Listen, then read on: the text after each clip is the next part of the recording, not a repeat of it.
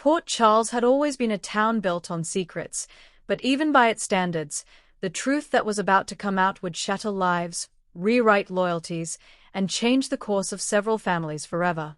And it all began with one moment of chance, one overheard conversation that Harrison Chase was never meant to hear. Chase had come to General Hospital late at night, long after visiting hours were over.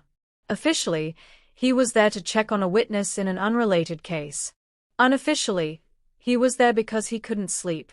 Ever since his breakup, his mind had been a battlefield of regrets, unanswered questions, and a nagging feeling that the woman he once loved was not the person he thought she was.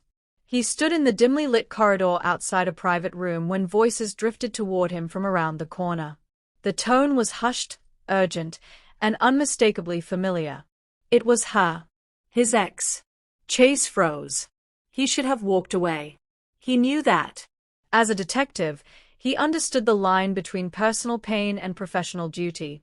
But something in her voice, tight, panicked, edged with desperation, made his instincts flare. Slowly, silently, he moved closer, staying in the shadows. What he was about to hear would change everything. Inside the room, his ex was speaking to someone Chase did not expect, a doctor with deep connections to several recent mysteries in Port Charles. Their words were careful, coded at first, but emotion soon broke through the restraint. "You said no one would ever know," she whispered, her voice trembling. "You promised the records were clean. If this comes out, I lose everything." The doctor replied sharply, "I kept my end of the bargain." "But you're the one who's panicking." "The evidence didn't vanish. It was altered. That's a crime in itself." Chase's heart began to pound. Altered evidence. Medical records. His professional mind started connecting dots he hadn't even known existed. Then came the first confession. "I had no choice," his ex said. "He was going to expose me." "If those test results had gone to the police, they would have known I poisoned him. I just needed enough time for the drug to leave his system. That's why I switched the samples." Poisoned him. Chase felt the blood drain from his face. One of the town's most mysterious medical crises, an unexplained collapse that had nearly cost a man his life, had officially been ruled natural. Now, in a single sentence, that ruling was obliterated. But the nightmare didn't end there. Her voice broke as she continued. "And the accident. I didn't mean for it to go that far. I just wanted to scare her, to make her back off. I cut the brake line because I thought she'd notice before driving. I swear I didn't think she'd actually get hurt." Sabotage. Attempted murder. 2 crimes. 2 lives nearly destroyed.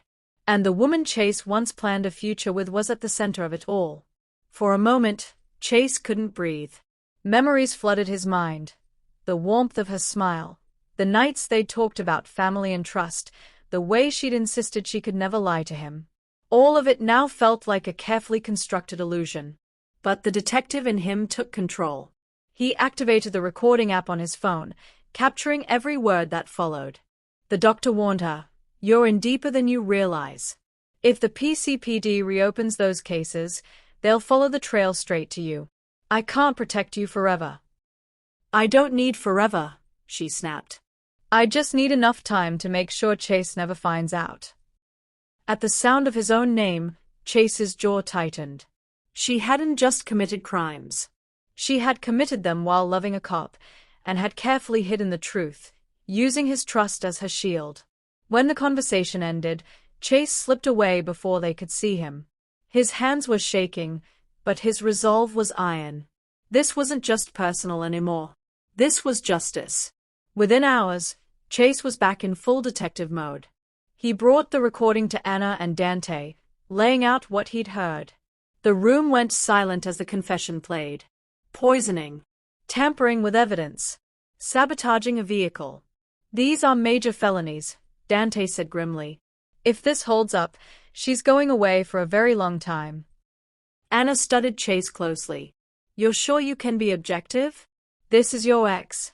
Chase met her gaze without hesitation. "I loved her. That doesn't change what she did. The people she hurt deserve the truth." With the recording as probable cause, The PCPD moved fast. Warrants were issued. Medical records were seized. Forensic experts re-examined the old blood samples and found the alterations exactly as described. The so-called natural medical collapse was reclassified as deliberate poisoning. Then came the second bombshell. The brake line from the old accident, once thought to be a tragic mechanical failure, was retrieved from evidence storage. New testing revealed clean, precise cuts. Human-made. Intentional. Attempted murder. The case against Chase's ex was suddenly overwhelming. Chase insisted on being present when they brought her in. Not as a lover. Not as a man seeking closure. But as a police officer confronting the truth. She sat across from him in the interrogation room, her eyes filling with tears the moment she saw him. "Chase, I can explain." He remained calm, professional, but the hurt was unmistakable in his voice. "You already did. I heard everything." Her face went pale. "You were there," she whispered. "Yes," he said. "I heard you admit to poisoning him. I heard you admit to cutting the brake line. I heard you say you hid it from me because you knew I'd never protect you if I knew the truth." Tears streamed down her face. "I loved you. I still do." Chase shook his head slowly. "Love doesn't look like this. Love doesn't almost kill people and then lie about it." She broke, confessing fully now, how fear and jealousy had driven her, how she'd convinced herself it was all justified, how she'd thought she could control the outcome. But control was an illusion, and now the consequences were inescapable.